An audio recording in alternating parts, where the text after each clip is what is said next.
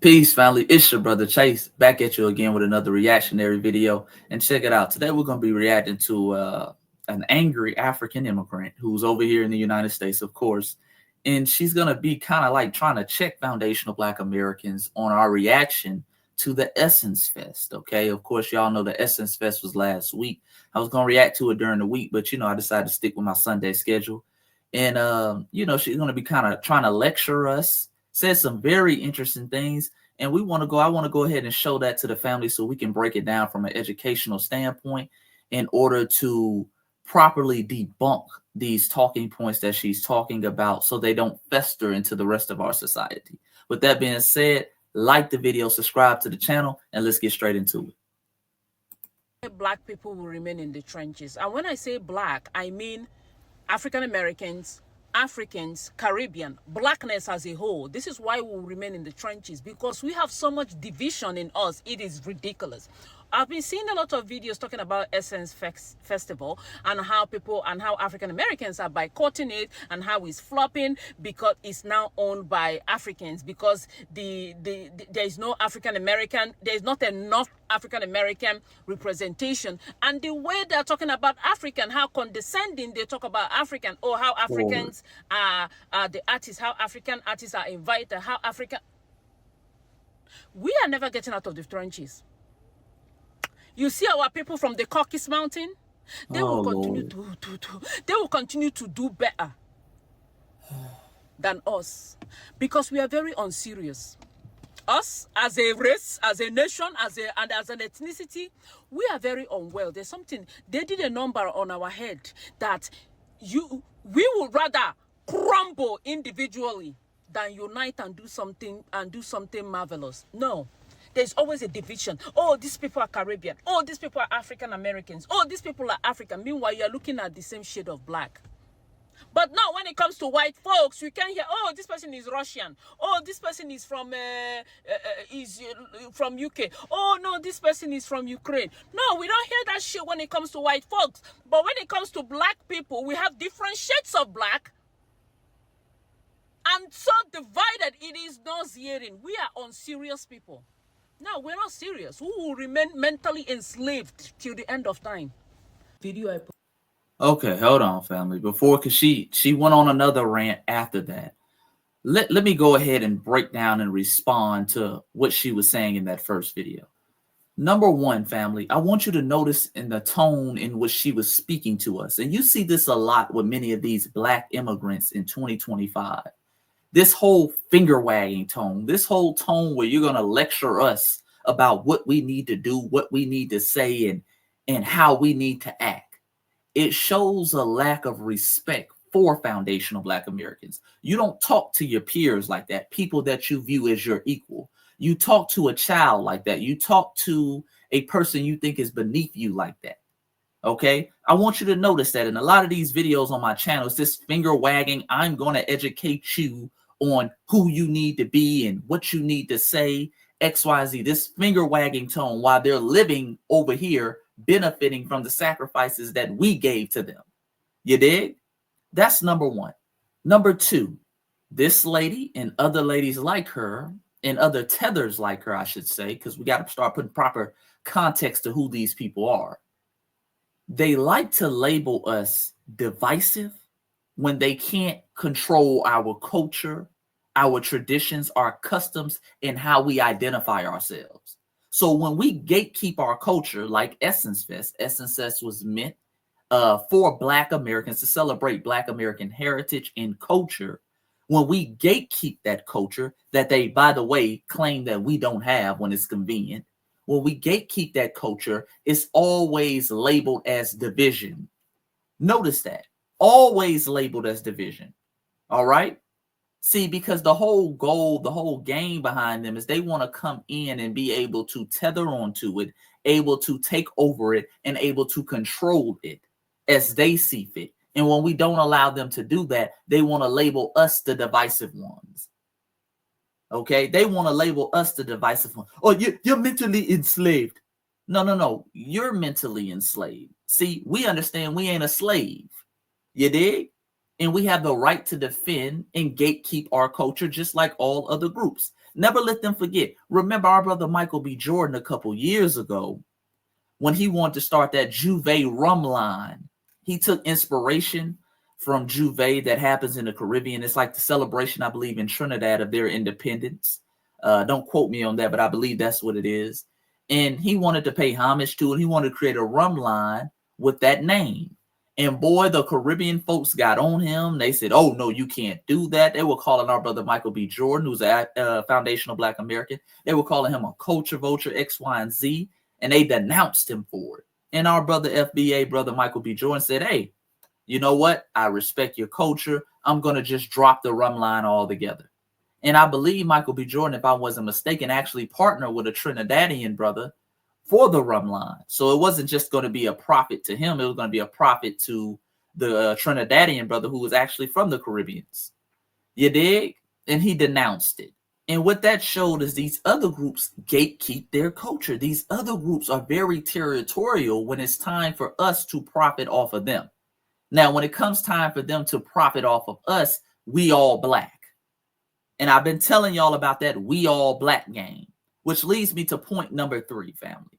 This lady and other ladies have an issue with us calling out the leadership who are African. The owner of Essence is African. The CEO is African, a woman from Kenya.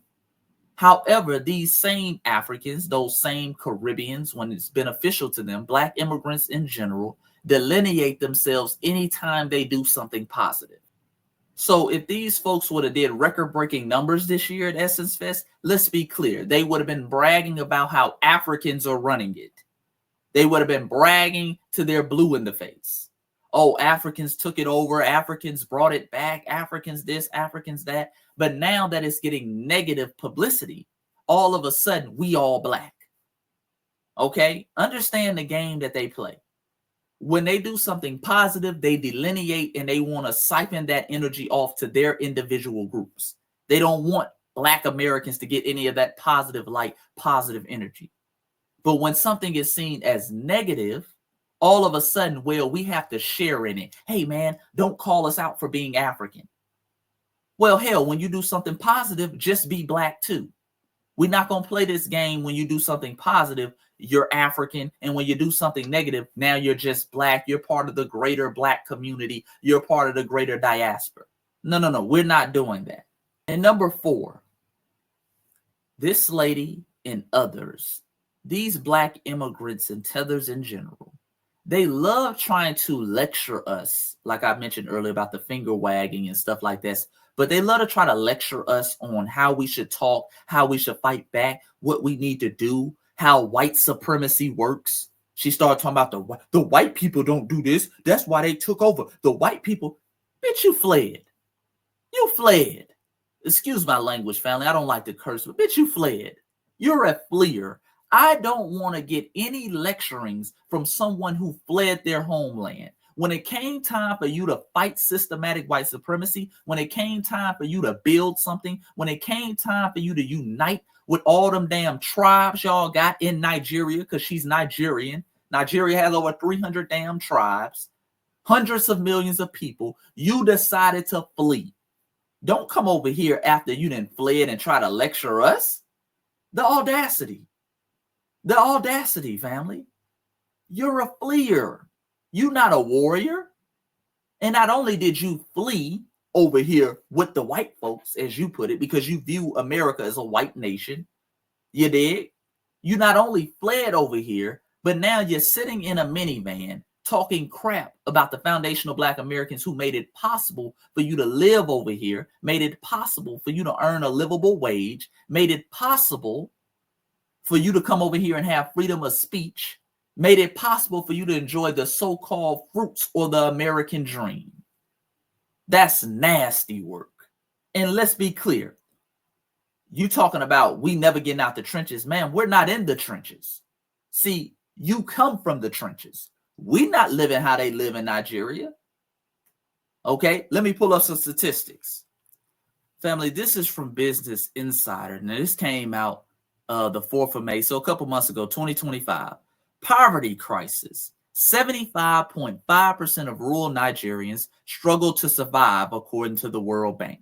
Let's scroll down a little bit. Let me make this larger real quick. Okay, let's scroll down. Okay, according to the World Bank, April 2025, poverty and equity brief for Nigeria, a staggering 41.3% of Nigerians' urban population lives in poverty, with a significantly worse situation in rural areas, according to economic stagnation. Inflation and insecurity continues to characterize the country's growth trajectory in recent years, family. Okay, let's be clear. And let me also go down. Hold on, let me add to that, because I want you to understand when they talk about living in poverty in these other countries, what type of numbers they're talking about. You dig? What type of numbers they're talking about.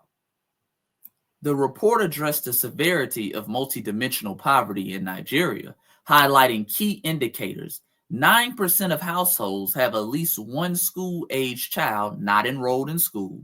17.6% of adults haven't completed primary education. 30.9% survive on less than $2.15 a day.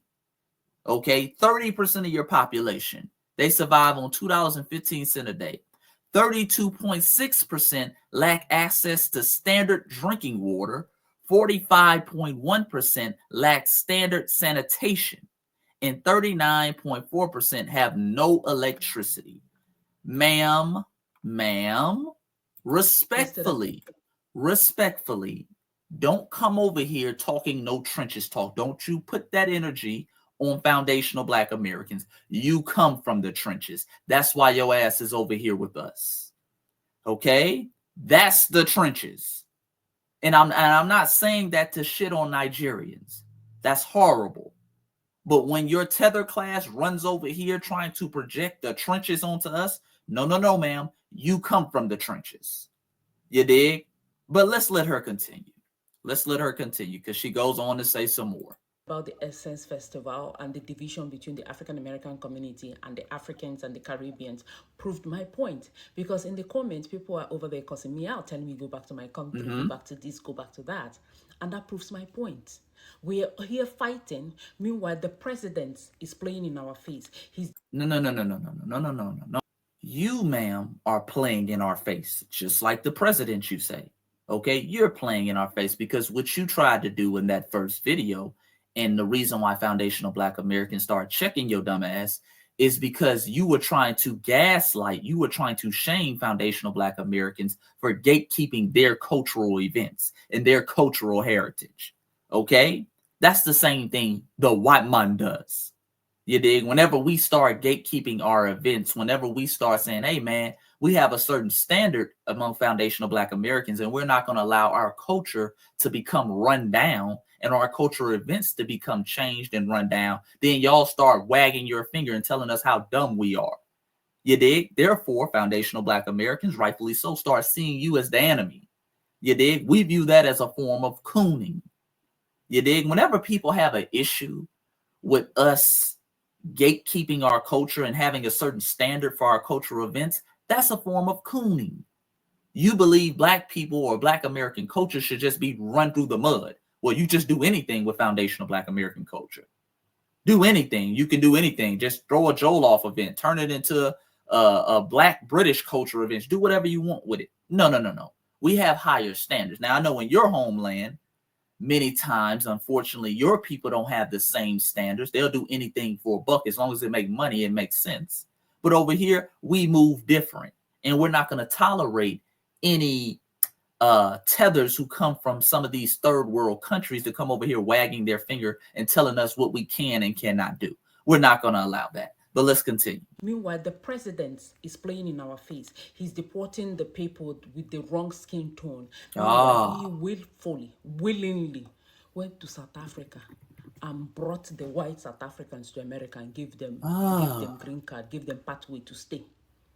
They are playing in our faces, but we are over here pursuing rats. We are over here talking nonsense. We are over here fighting with ghosts, fighting over irrelevant things.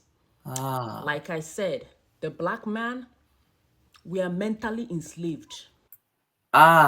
Did you see that, family? Did you catch that? See, Nigga, you are mentally enslaved. Why are we mentally enslaved? Because we want to gatekeep our culture, because we want to hold our cultural events to a certain standards.